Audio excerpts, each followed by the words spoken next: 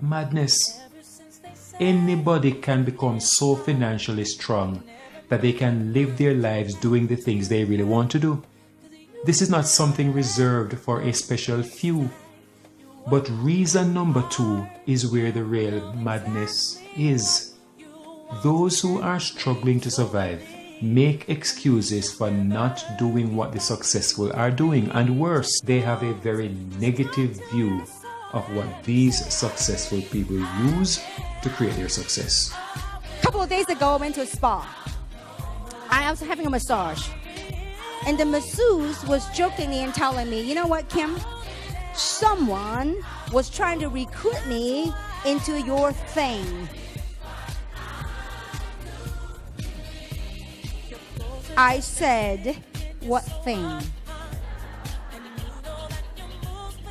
I should have said, that thing that made me multiple 8 digits, that thing that allowed me to buy all the bling blings, that thing allowed me to drive whatever car I want, that thing allowed me to make a positive impact to society. That lady you just saw makes more than the equivalent of 70 million Jamaican dollars per month.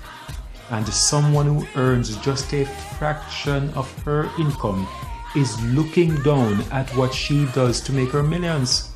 How mad is that? It's a mad, mad, mad, mad world. And it is not just that her critic is making a mockery of what she does. It is that the critic can do it too. Something that makes us struggle to survive. Something that keeps us on the treadmill of life, just marking time. We have to unlearn that something and learn what others have learned that caused them to be living it up. It's nothing new, really. Watch this old clip from the Oprah show. What do the rich teach their children about money that the poor and middle class do not? Robert Kiyosaki teaches people to be millionaires. He teaches people to be millionaires. That's how he earned the nickname the millionaire school teacher. And he says that the rich have a very different way of thinking about money that anybody can learn.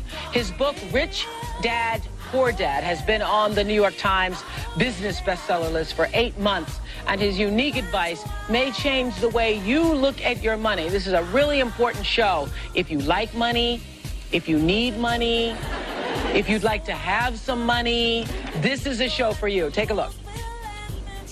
I've been rich and I've been poor, and I like rich much better. I found out that the secret to success is not hard work or luck. I found a new way of thinking that works for me. I was able to retire at the age of 47. Today I teach other people how to build businesses or to be investors. So there's a very big difference between what the rich teach their kids of money that the poor don't teach their kids about money.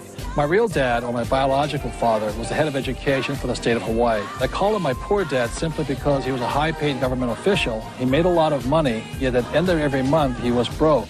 My rich dad, on the other hand, was my best friend's father, and he ultimately became one of the wealthiest men in the state of Hawaii. And by the way, my rich dad was a high school dropout. One dad had a habit of saying, I can't afford it. My rich dad, on the other hand, forbade me ever saying I can't afford it. My poor dad always said, our house is an asset, and it's our largest investment. My rich dad said, your house is not an asset, it's a liability. And if it's your largest investment, you're in financial trouble. My poor dad believed in job security.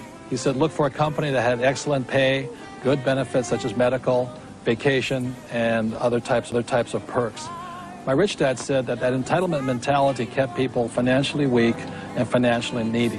My poor dad always said, find a safe, secure job and work your way up the corporate ladder. My rich dad said, why not just own the ladder? Main difference, you say, between the rich and poor lies in what we teach our children about That's money. correct. Really? Very much. And it's a mentality. It's a total way of thinking, right? Exactly. Yes. And it's really easy to change if you're willing to change the way you think. On payday, the wealthy buy assets. Again, an asset is something that pays you. If you want to become wealthy, buy assets that then earn you more income. The money wheel looks like this. Buy assets that produce cash, that then buy more assets that produce more cash, that then buy more assets that produce more cash. The wealthy spend their money and buy things that produce more money. Here's a couple of examples of assets that produce more income. Investments are the obvious: stocks, bonds, real estate. Education is another asset. If you learn how to do something and actually do it, that produces more income, that's buying an asset.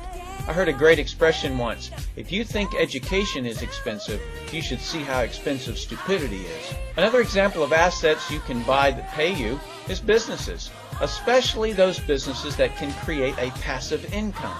Passive meaning that once you build it up, it pays you whether you're still building it or not.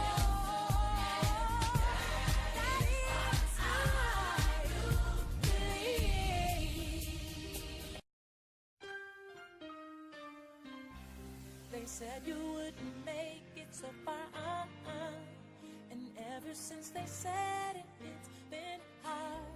But never mind the night you had to cry, 'cause you